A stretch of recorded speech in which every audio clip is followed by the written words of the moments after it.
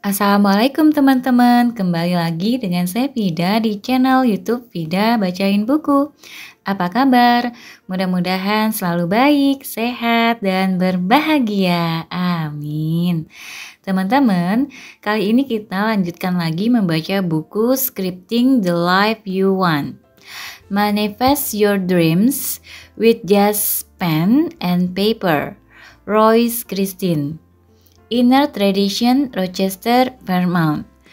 Saat ini kita sudah sampai ke chapter 2, Scary, Terrifying Miracles. Bagian 2, menakutkan.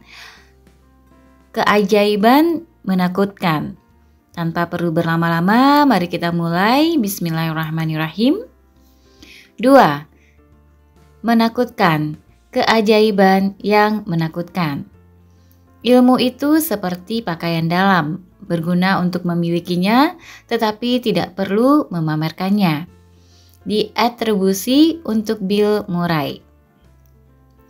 Pada intinya, permisi, hidup Anda menunggu mencakup apa yang sekarang saya sebut sebagai dasar-dasar manifestasi.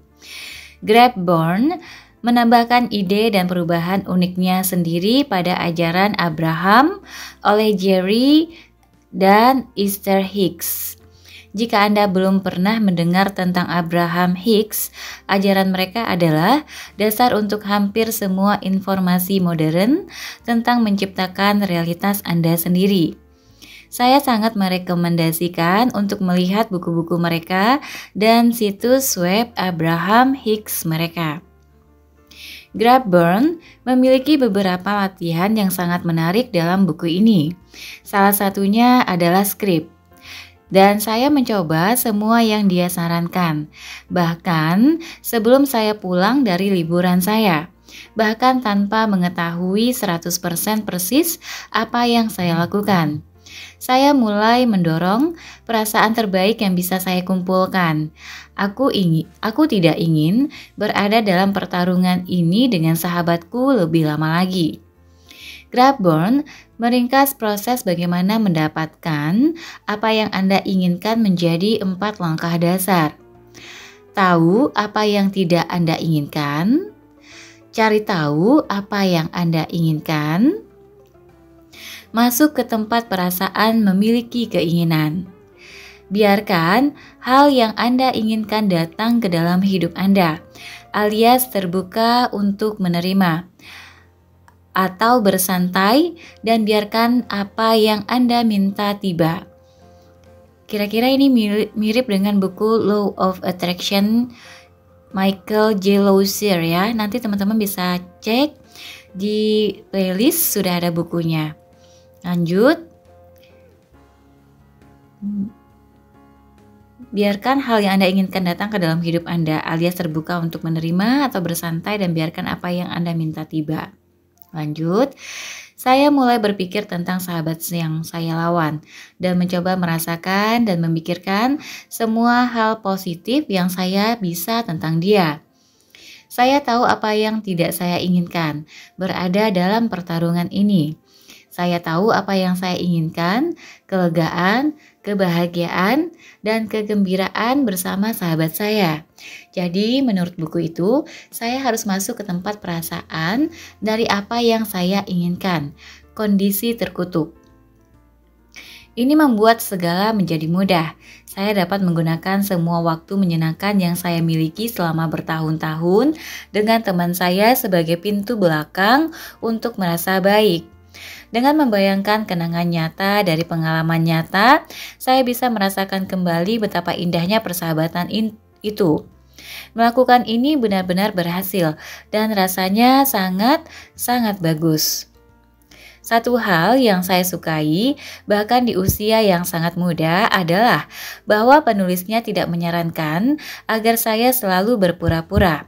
Menurut bukunya, jika saya fokus pada pertarungan dengan sahabat saya berada di belakang dan di belakang kami, fokus saya tepat di tempat yang tidak saya inginkan, pertarungan. Tapi dia juga mengerti bahwa kita adalah manusia dan berpura-pura tidak selalu mudah dalam situasi sulit. Ini adalah prinsip yang sama yang Anda dengar berulang-ulang ketika berbicara tentang getaran, pemikiran positif, prinsip-prinsip pikiran baru, dan hukum ketertarikan, alam semesta, atau Tuhan, atau istilah apapun yang Anda ingin gunakan. Tidak mendengar, saya tidak ingin sakit. Menurut cara berpikir ini, semesta hanya mendengar kata sakit. Ini, seperti yang dijelaskan Grab Burn, merupakan hasil dari getaran emosional kita yang melekat pada tidak mau. Dengan kata lain, kita mungkin berpikir bahwa kita memberitahu semesta bahwa kita ingin sehat dengan mengatakan saya tidak ingin sakit. Tapi lihat kata apa yang kita fokuskan, sakit. Dengan cara yang sama, jika kita mengatakan saya ingin sehat, kita menunjukkan bahwa kita tidak sehat. Karena itu adalah sesuatu yang kita inginkan dan karena itu tidak kita miliki saat ini. Jadi, saya tahu Anda mungkin merasa seperti kepala Anda berputar. Jangan khawatir, saya telah menghabiskan hidup saya mencari tahu trik dan peretasan untuk mengatasi semua omong kosong ini. Jadi, untuk mengulangi menggunakan contoh saya, meskipun saya mungkin berpikir saya menyatakan keinginan dengan mengatakan saya tidak ingin berada dalam pertarungan ini dengan sahabat saya sebenarnya masih memberitahu alam semesta tidak mau karena saya menekankan kata bertarung, berkelahi, bertarung dengan sahabat saya, bertarung. Lebih banyak pertarungan, tolong. Dalam Excuse Me, Your Life is Waiting, Grab Burn menjelaskan bahwa ini karena pikiran kita menciptakan emosi kita dan emosi kita menciptakan perasaan kita dan yang pada gilirannya menciptakan getaran positif atau negatif yang bermuatan tinggi. Getaran ini keluar ke semesta dan kembali kepada kita seperti bumerang. Menurut Grab Burn, kita hanya bisa menarik sesuatu ke dalam pengalaman yang bergetar pada frekuensi yang sama dengan pikiran dan emosi yang kita kirimkan. Suka menarik suka. Mendapatkan, ini sangat masuk akal bagi saya yang berusia 15 tahun dan saya terpikat. Aku benar-benar membenci pertarungan bodoh ini dengan temanku dan aku tahu aku terlalu fokus padanya. Buku ini terasa seperti jawaban atas semua doa saya.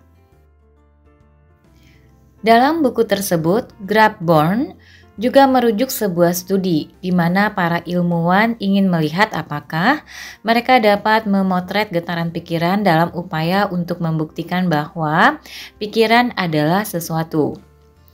Para ilmuwan tidak hanya berhasil melakukannya melalui dinding baja tidak kurang, tetapi mereka juga menemukan bahwa semakin emosional suatu pikiran, semakin jelas gambarannya.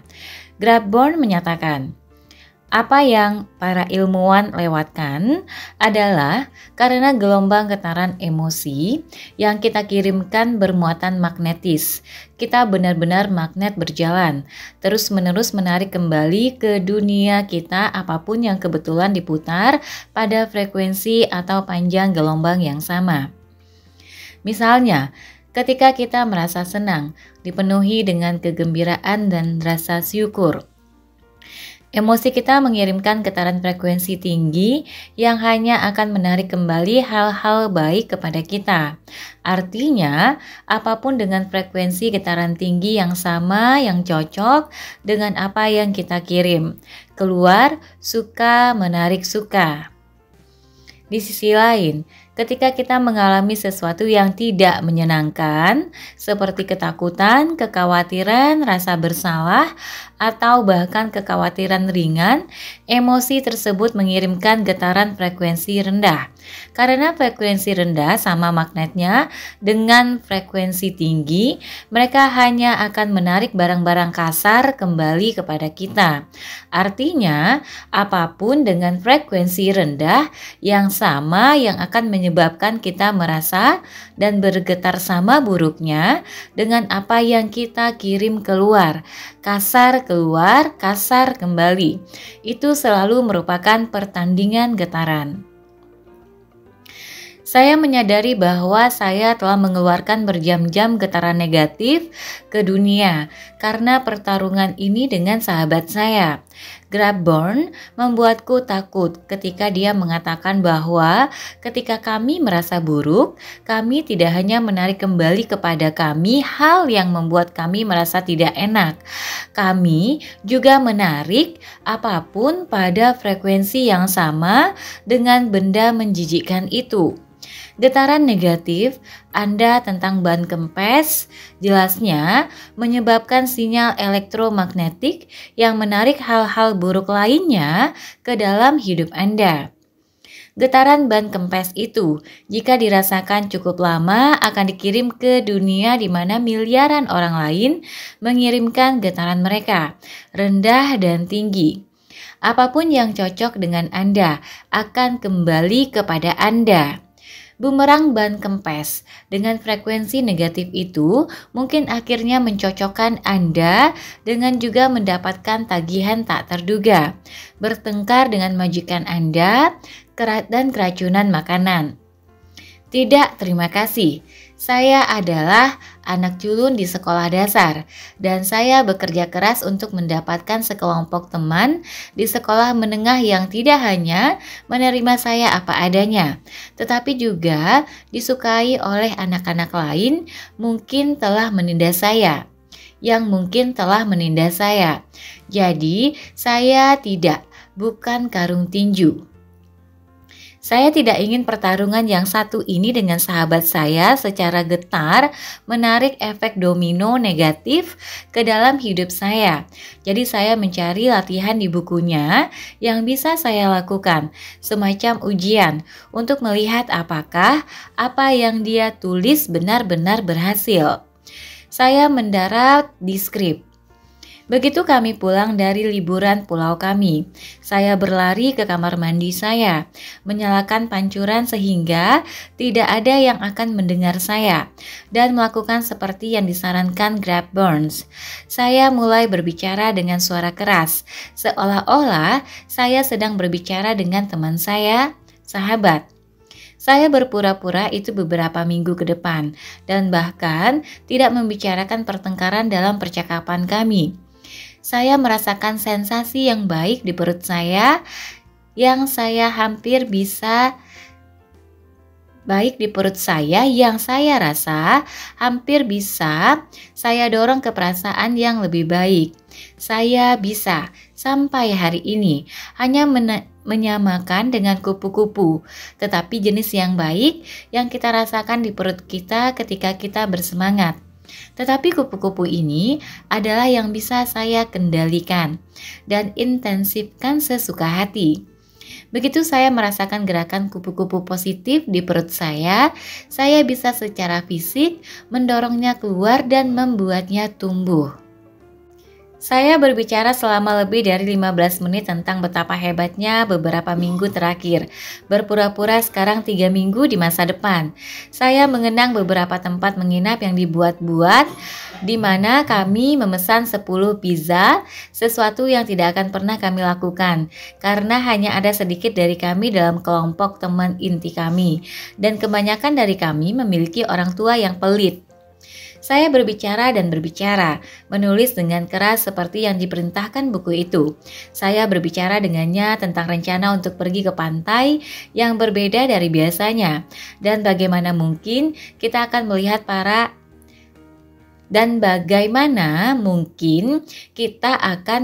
pria imut yang dia temui di awal musim panas. Aku benar-benar bisa merasakan otakku berdengung dan hampir pusing. Rasanya benar-benar sangat bagus. Setelah saya menutup percakapan kami, saya menyadari bahwa saya mungkin harus benar-benar mandi, karena air tetap menyala. Dalam 60 detik setelah mandi, ponsel flip saya berdering. Ingat, ini tahun 2003. Itu adalah sahabatku yang tidak mencoba menelponku selama berhari-hari. Aku melompat keluar dari kamar mandi, telanjang dan basah kuyup, dan meraih untuk mengangkat telepon. Gemetar dengan campuran ketakutan dan kegembiraan saya berpikir, apakah ini benar-benar terjadi? Apakah itu benar-benar bekerja secepat ini?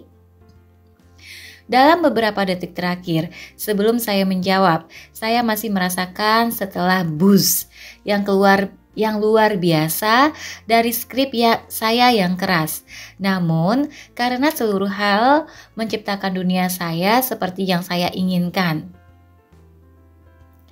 Ini benar-benar baru. Saya sepenuhnya mengharapkan dia untuk meneriaki saya dan agar saya membalasnya.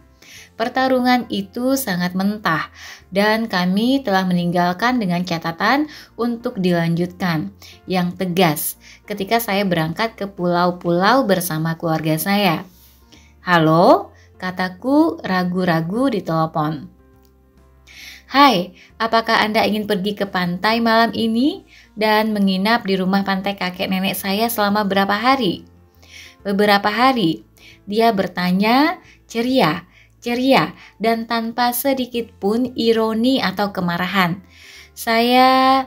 Ya, aku menjawab, terdengar menyenangkan dengan senang hati. Aku berhenti berbicara di tengah kalimat dan melihat ke cermin kamar mandi untuk memastikan aku terjaga dan tidak bermimpi. Saya kaget dan lega, tetapi juga sangat bingung. Otak saya tidak menghitung apa yang terjadi. Saya bukan seseorang yang bereaksi berlebihan atau melebih-lebihkan. Jadi, izinkan saya menjadi jelas. Ketika kami terlibat dalam pertarungan ini sebelum liburan saya, ada kemungkinan kuat bahwa persahabatan kami akan berakhir untuk selamanya. Karena betapa buruknya itu. Sisi saya yang biasanya cerewet dan banyak bicara benar-benar tertutup pada perubahan wajahnya yang tiba-tiba. "Apakah kamu baik-baik saja?" dia bertanya. "Ya, saya pikir setelah..." Dia menyela saya sebelum saya bahkan bisa menyelesaikan kalimat saya. "Maksud saya argumen yang kita miliki. Aku sudah mengatasinya dan aku minta maaf. Saya seharusnya menelpon dan meminta maaf lebih awal. Tetapi Anda pergi dan saya tidak ingin merusak liburan Anda. Aku mengatasinya. Mari kita lanjutkan. Aku tidak adil. Aku merindukanmu. Aku pergi ke pantai malam ini." Saya terperangah. Ini bukan orang yang meminta maaf. Agar adil, saya juga tidak saat itu. Dia bukan seseorang yang membiarkan apapun pergi, apalagi pertarungan yang berpotensi mengubah persahabatan. Lalu dia mengatakan sesuatu yang membuatku hampir jatuh ke lantai yang basah. "Oh, omong-omong, kami berpikir untuk pergi ke jalan lintas Ocean City daripada Ventnor. Saya berharap Anda mungkin melihat pria manis yang kita temui awal musim panas ini." Aku tergagap, nyaris tidak mengeluarkannya. Pikiranku meledak. Lihat, dari banyak kesamaan yang dimiliki sahabat saya dan saya, satu yang besar adalah bahwa selain kami berdua sangat bandel, kami tidak pernah mengubah pantai atau jalan setapak yang kami kunjungi selama bertahun-tahun petualangan musim panas kami sama. Kami selalu tinggal di Margate City, kota pantai yang indah di Jersey Shore, di mana keluarganya memiliki rumah pantai yang besar, dan kami selalu pergi ke trotoar di Ventnor. Saya bahkan tidak yakin mengapa saya menambahkan gagasan tentang kami pergi ke pantai yang berbeda ke dalam percakapan skrip saya. Jika ada, itu untuk menguji metodenya. Dan saat itu, metode itu terasa seperti menguji batas kemampuanku. Dia tertawa. "Ya, kau terdengar sangat aneh sekarang. Kudengar pria seksi itu suka nongkrong di trotoar Ocean City. Jadi kupikir ini layak dicoba. Siap-siap. Ayah saya akan menjemput kami dan membawa kami turun sekitar jam 4. Kami menutup telepon dan saya duduk di lantai kamar mandi saya, merenungkan hal yang tampaknya mustahil dari apa yang baru saja terjadi. Segala sesuatu tentang percakapan dalam kehidupan nyata. Saya tidak hanya berkolerasi dengan cerita yang telah saya ceritakan dalam percakapan skrip pura-pura yang keras, tetapi bahkan lebih baik, emosi kebahagiaan dan kelegaan di mana sekarang benar-benar berdengung di seluruh saya. Saya terkejut, itu bekerja. Sahabatku, manusia paling keras kepala yang kukenal di bumi, selain diriku sendiri, hanya membiarkan pertarungan seumur hidup berlalu. Kami akan pergi ke jalan lintas yang berbeda. Mudah-mudahan bertemu dengan pria imut yang dia temui sebelumnya musim panas itu. Sama seperti saya telah menulis keras bahkan 5 menit sebelumnya. Aku selesai mandi dan bersiap-siap untuk turun ke pantai. Saya akui, dalam keadaan seperti zombie pada jam pertama. Saya senang bahwa pertarungan telah berakhir, tetapi juga melihat betapa mudahnya skrip, getaran, dan apa yang disebut hukum ketertarikan ini tampaknya berhasil. Di trotoar, kami berpapasan dengan pria yang dirindukan sahabat saya, dan dia serta teman-temannya bergabung dengan kami. Malamnya kami akhirnya bertemu dengan beberapa teman lagi, dan kami semua kembali ke rumah pantai kakek nenek sahabatku di mana kami selalu tidur. Ketika kami sampai di rumah sekitar jam 8 malam, ayah sahabatku berkata bahwa dia punya kejutan untuk kami.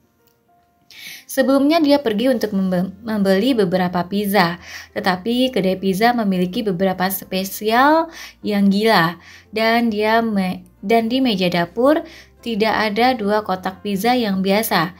Sebaliknya, ada 10 kotak pizza yang menunggu untuk kami nikmati. Saya kehilangan nafsu makan. Aku melihat sekeliling, bertanya-tanya bagaimana ini bisa terjadi. Ini mungkin tampak seperti hal-hal kecil dalam retrospeksi. Tetapi bagi saya, itu adalah bukti bahwa buku ini memiliki semacam kunci ajaib untuk kehidupan. Betapapun bahagianya saya bersama sahabat saya dan semua teman kami yang lain di rumah pantai menikmati pizza, yang ingin saya lakukan hanyalah pulang dan membaca ulang buku itu lagi. Saya ingin mencoba hal-hal lain yang direkomendasikan buku. Saya sangat gembira. Saya juga ketakutan jika benar-benar mudah untuk mengubah hal-hal di sekitar saya beralasan. Maka saya tidak bisa menjadi satu-satunya yang tahu tentang informasi ajaib ini. Saya mulai berpikir berlebihan, dan dengan gaya khas saya saat itu, saya ketakutan. Apakah semua orang melakukan ini? Bisakah semua orang melakukan ini? Next. Alam semesta menjagaku. Kemampuan saya untuk mengubah kabar baik menjadi kecemasan hanya dapat disaingi oleh kemampuan saya untuk mengubah kecemasan menjadi jerawat dagu. Tina Fey, Bossy Pants. Aku bertingkah aneh selama sisa akhir pekan di pantai. Setidaknya itulah yang selalu dikatakan oleh semua teman saya. Dan saya tahu mengapa. Saya hanya tidak memberitahu mereka. Saya tidak membawa buku itu ke pantai, tetapi saya telah mempelajarinya begitu banyak pada liburan akhir pekan sebelumnya, sehingga saya cukup tahu untuk terus bermain dengan ide-ide yang disajikan. Saya mencoba untuk tetap berada di tempat perasaan sebaik mungkin.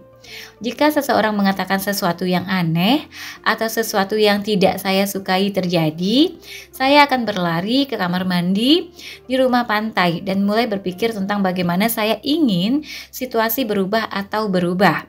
Saya akan mencari tahu perasaan yang ingin saya dapatkan dari mengubah situasi.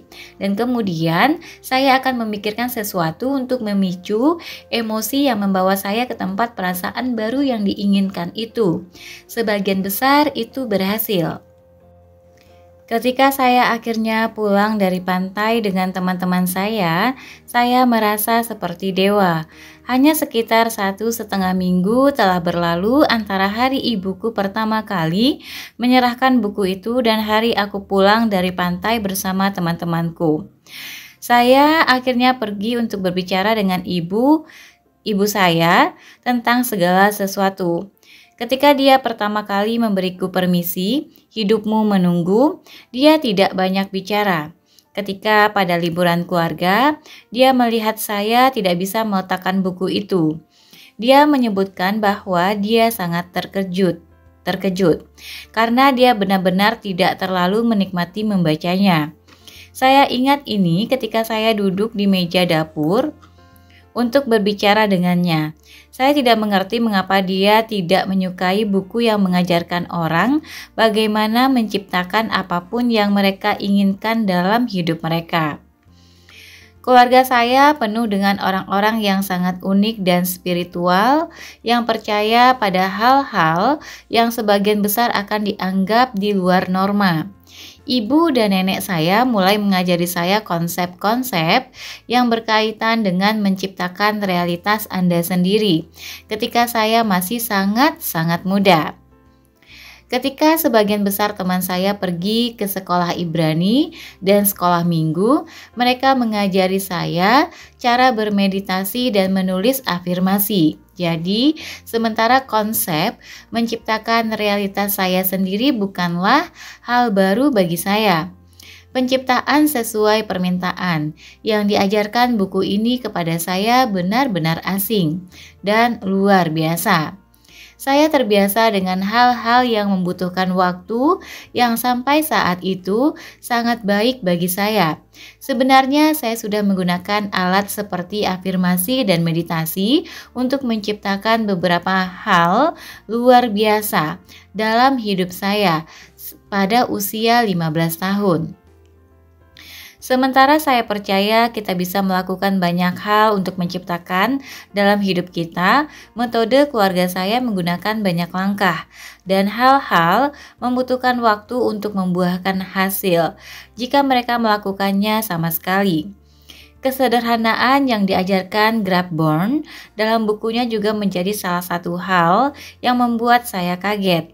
Jika semudah berbicara keras dengan naskah dan masuk ke tempat perasaan emosional yang tepat, diri saya yang berusia 15 tahun yakin bahwa saya akan menjadi miliarder dalam beberapa minggu.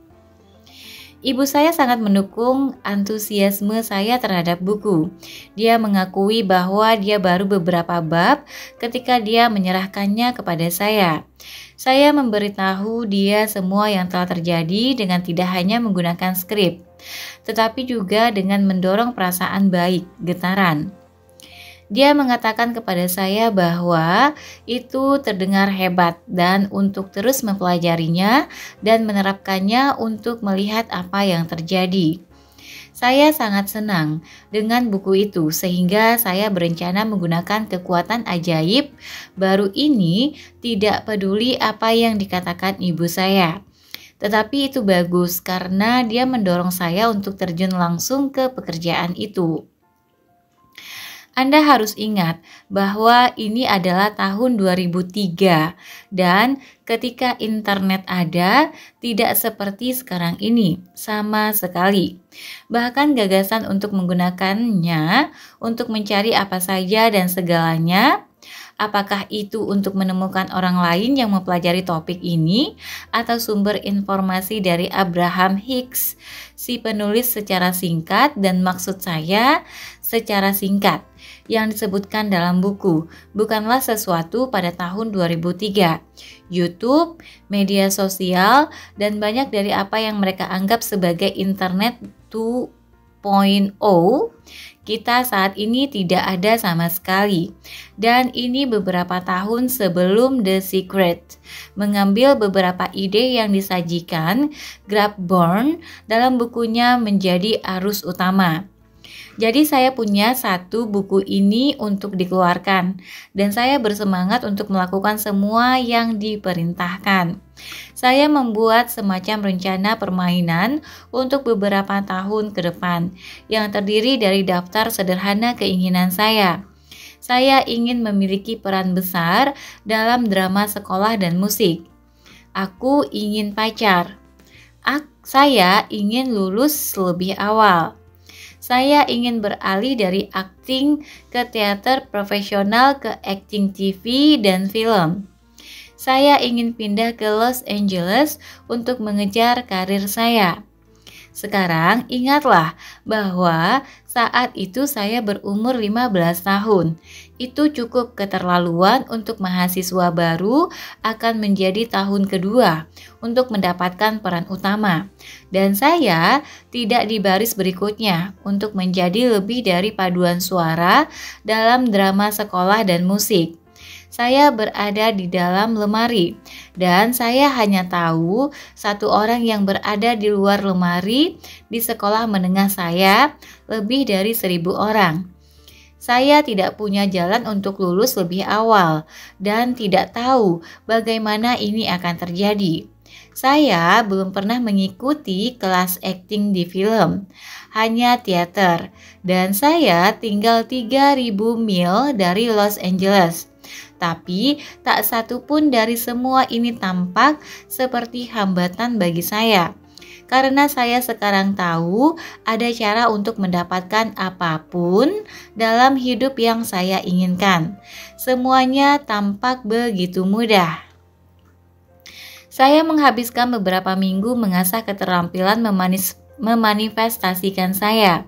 Saya bekerja untuk membuat daftar mengapa saya menginginkan apa yang saya inginkan. Saya terus menulis skrip dengan keras dan menulis di buku catatan saya. Berpura-pura seolah-olah saya berada di masa depan yang samar-samar, di mana semua yang saya inginkan telah menjadi kenyataan. Saya terus mendorong keluar getaran dan emosi yang sangat bagus. Saya merasa sangat baik secara keseluruhan. Saya merasa seperti saya tahu rahasia untuk menciptakan keajaiban. Kemudian saya memberitahu teman-teman saya tentang buku itu.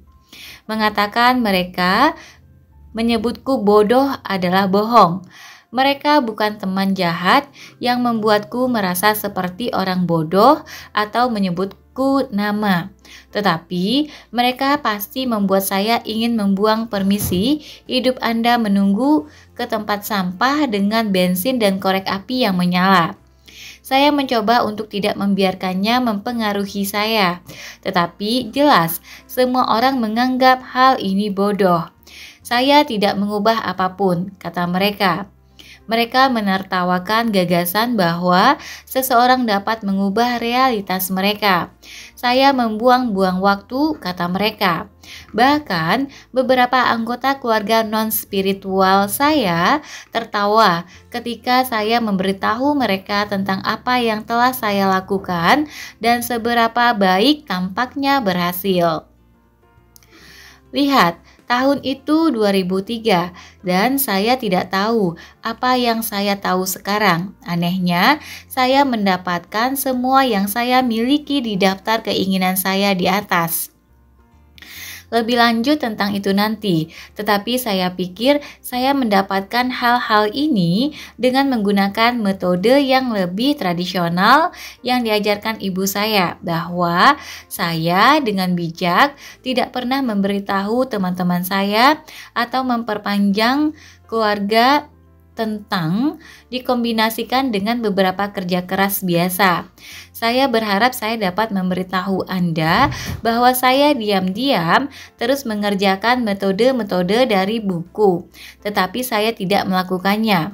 Aku menyimpan buku itu dan berkata pada diriku sendiri bahwa aku sudah selesai dengan itu. Lalu aku dirampok.